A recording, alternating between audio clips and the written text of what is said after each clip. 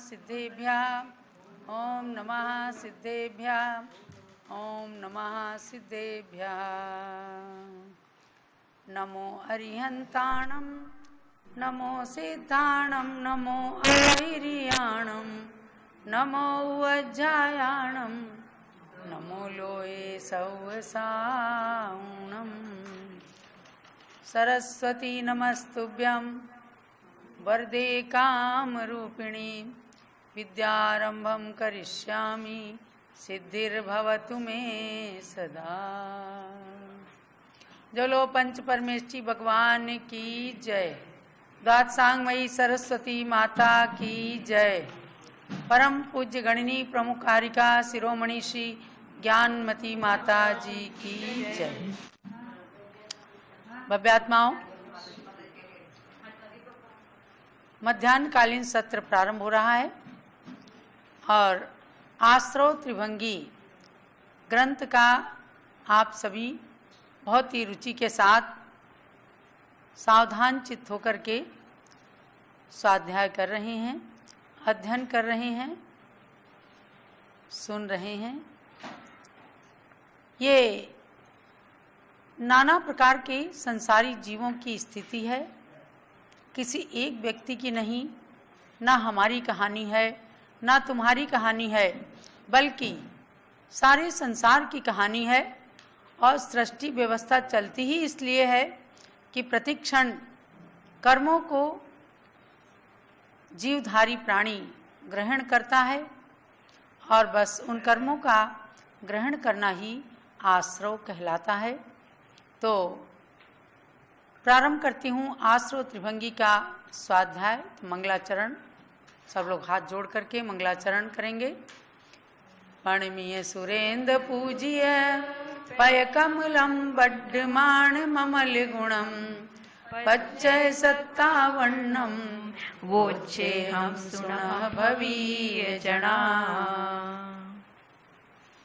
भगवान वर्धमान की चरण कमल में नमस्कार करके और आश्रव के कारणभूत 57 भेदों को कहने की प्रतिज्ञा श्री श्रुत मुनि ने किया है, जो लघु काय ग्रंथ होते हुए भी बहुत बड़े रहस्य को छिपाए हुए है अपने अंदर।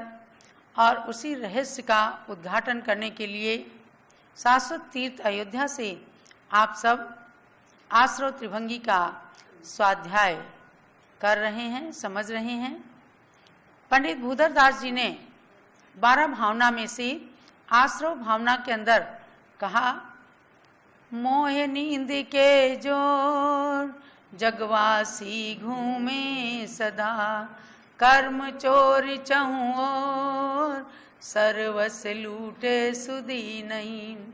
सतगुरु देय जगाए मोह नींद जब उपसमय, तब कछु बने उपाय कर्म चोर आवत रुके। अर्थात मोह नींद के जोर। संसार के अंदर 8 कर्मों में या 148 कर्मों के अंदर मोह कर्म को सारे कर्मों का राजा माना गया।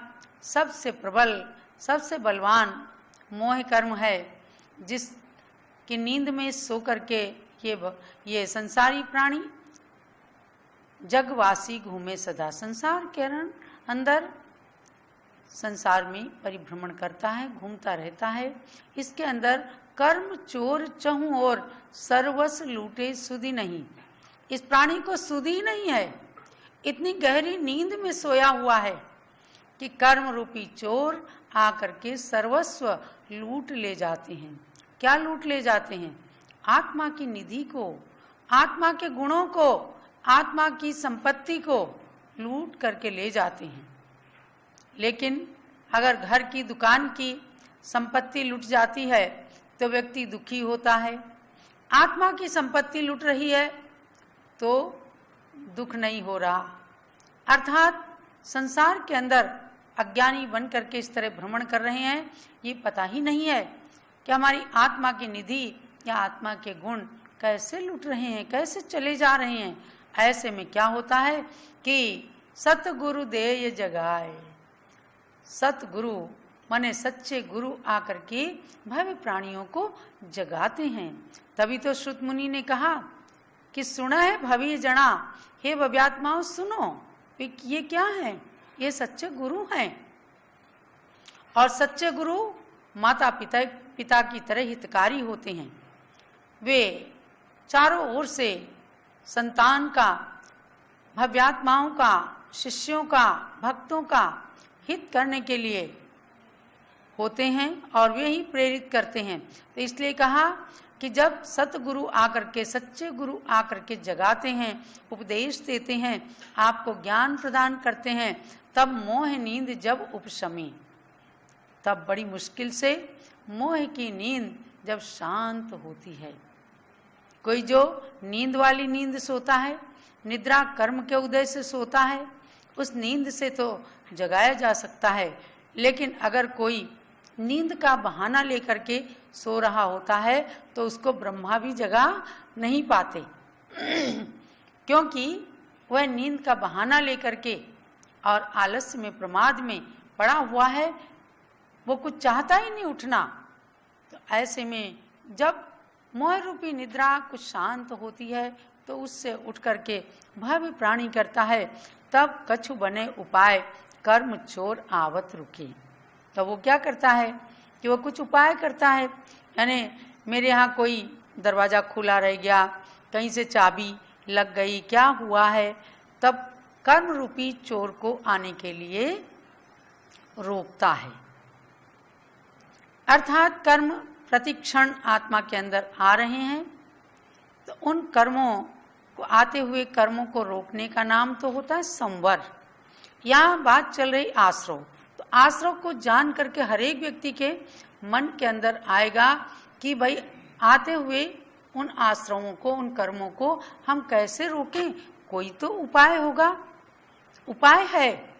अभी यहाँ आपको आश्रव का प्रकरण बताया जा रहा है कि आप और हम कैसे कैसे करके कर्मों को बुला रहे हैं, कर्म हमारे पास आ रहे हैं। अब हमारे ऊपर है, आपके ऊपर है कि हम कर्मों को पहले तो आने दें कि नहीं, आते हुए कर्मों को रोकें, या फिर आ गए हैं तो उनके साथ मैत्री ना करें, उनको अपना मित्र ना बनाएं, अर्थात उनके बंधन में ना बंधें। इसलिए इन आचार्यों की वाणी को बिल्कुल आत्मसात करना है। इसलिए मैं कई बार कहती हूँ कि अगर एक दिन का गैप भी हो गया तो आपको आश्रव त्रिभंगी की क्लास मिस नहीं करना है। ये कथा नहीं है कि आपने कोई कथानक शुरू किया तो चलो आज नहीं कल सुन लेंगे। ये है करणान योग ग्रंथ। अगर आपकी एक क्लास भी मिस हो गई तो आपको लगेगा कि अब दोबारा से इसको पढ़ा दिया जाए। यद्यपि YouTube चैनल के अंदर ये प्रवचन इसीलिए सुरक्षित किए जाते हैं कि आप उनको बार बार सुन लें, लेकिन कम से कम क्लास को मिस ना करें ताकि आपको क्रमशः पूरा ज्ञान प्राप्त हो। अब हम चले हैं आश्रव त्रिभंगी के अंदर 57 आश्रवों के पश्चात अनाश्रव की ओर। आपको इसके अंदर पहले 4 प्रत्यय बताए गए, मिथ्यात्व, अविरति, कषाय और योग। फिर उनके भेद बताए गए, 5 मिथ्यात्व, 12 अविरति, 25 कषाय और 15 योग। अब मैं समझती हूँ लगभग सबको ये रट गए होंगे। और उसके बाद उनके नाम भी बताए गए, और उसके बाद विशेष विशेष आश्रव किन किन गुण स्थानों में होते हैं ये भी आपने जाना। अब कौन से आश्रव नहीं होते हैं, जिनका नाम है अनाश्रव। क्योंकि आश्रव त्रिभंगी का मतलब यह है कर्मों का आना आश्रव, और त्रिभंगी माने 3 भेद रूप से आश्रव, अनाश्रव और आश्रव विच्छित्ति। आश्रव का मतलब आना, अनाश्रव का मतलब किस गुण स्थान में कितने कर्म नहीं आते हैं, इस बात को भी जानना है। और आश्रव विच्छित्ति का मतलब है कि आश्रव उस गुण स्थान से छूट जाना, तो अगले गुण स्थान में उनका अनाश्रव हो जाता है। ये नहीं है कि फिर कभी भी किसी भी हालत में नहीं आएंगे, उस गुण स्थान में नहीं आएंगे, उस स्थिति में नहीं आएंगे, लेकिन पुनः अगर ऊपर से नीचे को आ गए तो फिर उस गुण स्थान में फिर से आश्रव चालू हो जाएगा। इसलिए आपको इन सब स्थितियों को जान करके और अनाश्रव की ओर बढ़ना है। आपने कल अच्छे से जाना कि पहले गुण स्थान में 2 का अनाश्रव है। 57 आश्रव में से 2 का अनाश्रव यानी आहारक द्विक का, आहारक का योग और आहारक मिश्र का योग वो होते ही नहीं है, तो उनका अनाश्रव है। और बाकी 55 कर्मों का आश्रव है। दूसरे गुण स्थान के अंदर अनाश्रव है 7 कर्मों का। 5 मिथ्यात्व ले लिए जो पहले गुण स्थान में विच्छिन्न हो गए थे, और 2 आहारक और आहारक मिश्र, तो 7 का अनाश्रव हो गया। तीसरे गुण स्थान में 14 का अनाश्रव है। तो 14 कैसे? मैं इसलिए कहती हूँ कि जो कुछ किताब में संक्षेप में लिखा है उसको विस्तार में आप लिखते जाएं। 2 आपने लिख लिए होंगे। अब तीसरे में अनाश्रव हमने बताया 14 का। 14 आप लिखिए। अनंतानुबंधी क्रोध मान माया लोभ 4, औदारिक मिश्र 1, वैक्रियक मिश्र 1, कारमाण का योग 1, आहारक और आहारक मिश्र 2 और मिथ्यात्व 5। इस प्रकार से 14 कर्मों का अनाश्रव हो गया, यानी तीसरे गुण स्थान के अंदर इनका आश्रव नहीं होता है। अब हम आए चतुर्थ गुण स्थान में। मैंने कल भी आपको बताया था कि चतुर्थ गुण स्थान को विशेष रूप से ध्यान रखना, क्योंकि हो सकता है सभी लोग व्रत भी नहीं धारण करते, लेकिन कम से कम सच्चे देव सास गुरु पर श्रद्धान करके आप सम्यक दृष्टि हैं तो आपका चतुर्थ गुण स्थान अविरत सम्यक दृष्टि है। यह गुण स्थान भी कम नहीं है, क्योंकि सम्यक दर्शन को जिसने एक बार प्राप्त कर लिया तो समझो उसने मोक्ष का टिकट ले लिया। मोक्ष महल की प्रथम सीढ़ी या बिन ज्ञान चरित्रा, ये बात छेडाला में कही है। सम्यक दर्शन क्या है? मोक्ष महल की प्रथम सीढ़ी है, क्योंकि इसके बिना जितना भी ज्ञान है, जितना भी चारित्र है, वह सम्यक ज्ञान सम्यक चारित्र नहीं बन सकता। और सम्यक दर्शन जब हो गया तो सारा का सारा ज्ञान सम्यक ज्ञान बन जाएगा, सारा का सारा चारित्र सम्यक चारित्र बन जाएगा, चाहे वो देश चारित्र या ना हो। लेकिन सम्यक दर्शन इतना आवश्यक है, तो अविरत सम्यक दृष्टि गुण स्थान को प्राप्त करना भी सरल नहीं है। मिथ्या दृष्टि की अपेक्षा उसकी सारी की सारी क्रियाएं बिल्कुल बदल जाती हैं। और यहाँ तक आचार्य कुंद स्वामी ने रयण सार के अंदर अविरत सम्यक दृष्टि गुणस्थानवर्ती जीव के कह दिया सम्यक्त्वा चरण चारित्र, यानी चारित्र नहीं है वहाँ, देश चारित्र भी नहीं है, पर सम्यक्त रूप जो सम्यक्त से सहित जो आचरण है वह भी एक प्रकार का चारित्र हो गया। तो ऐसे ही अविरत सम्यक दृष्टि नाम के गुण स्थान को प्राप्त करके अब आपको जानना है, पहले आश्रव तो जान लिए थे कि चौथे गुण स्थान में 46 कर्मों का आश्रव है, उसमें 12 अविरति, 21 कसाय क्योंकि अनंतानुबंधी निकल गई, 13 योग आहारक आहारक मिश्र को छोड़कर बाकी 13 योग होते हैं। तो इस प्रकार से 46 कर्मों का आश्रव तो है। अब अनाश्रव का प्रकरण चल रहा है, 11 का अनाश्रव है।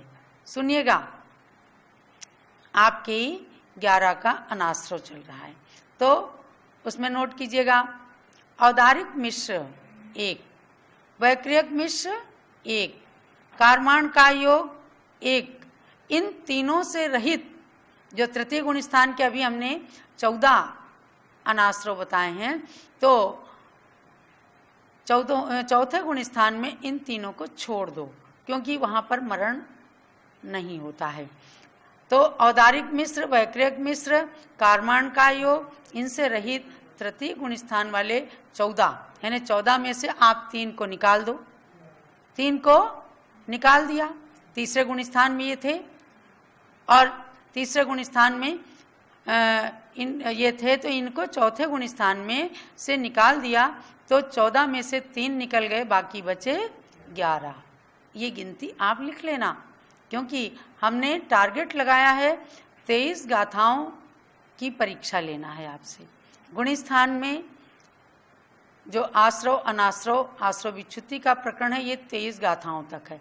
हमने आपके सामने 13 गाथाएं ली हैं, 10 गाथाएं बाकी हैं, लेकिन इसके अंदर बहुत सारे चार्ट हैं, उसमें हम आपको बताएंगे। और अच्छी तरह से हमने टारगेट बनाया है कि 10 जुलाई को हम आपकी परीक्षा लें, लेकिन यदि आपका विषय नहीं तैयार होगा तो हम बार बार उसको रिपीट करेंगे, हम आपको रिवीजन कराएंगे।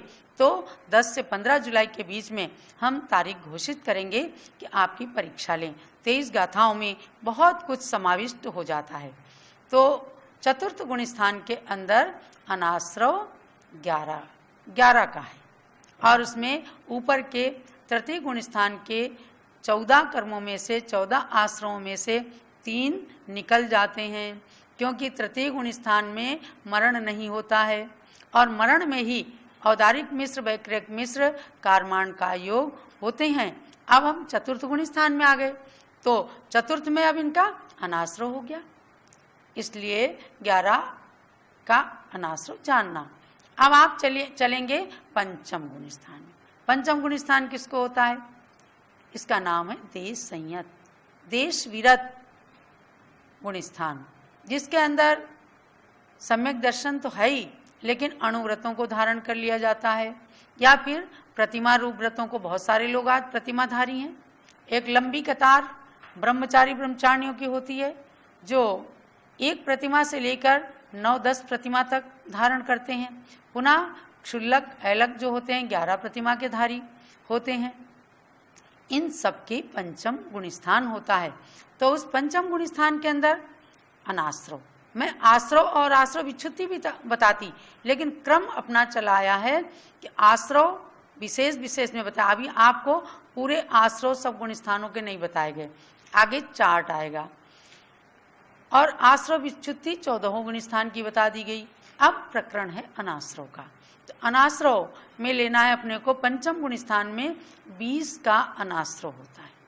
इन्हें 20 अनाश्रव हैं, अर्थात 20 प्रत्यय कर्म ऐसे हैं कि जो पंचम गुण स्थान वर्ती जीव के आश्रव रूप में नहीं होते हैं, इसी का नाम है अनाश्रव।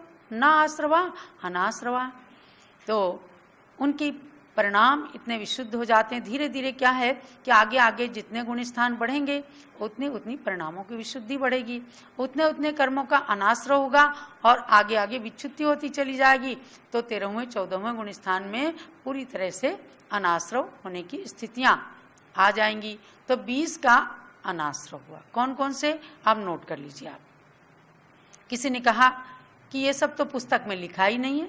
लिखा है, आगे की चार्ट में है, लेकिन थोड़ा उसको डिटेल में विस्तार में समझने की आवश्यकता है, क्योंकि जो गाथाएं पढ़ाएगी तो उसमें से विशेष को भी लेना है, चार्ट के अंदर जो क्रम दिया गया वह भी लेना है।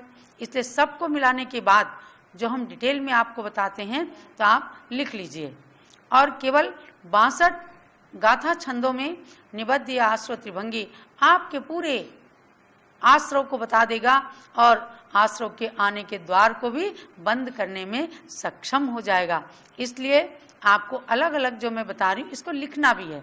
5 गुण स्थान के अनाश्रव को लिखिएगा, 20 की संख्या पहले लिख लीजिए।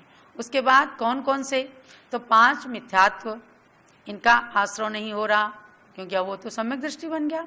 और एक त्रस वध, इसका भी अनाश्रव नहीं हो रहा है क्योंकि त्रस हिंसा का त्यागी हो जाता है।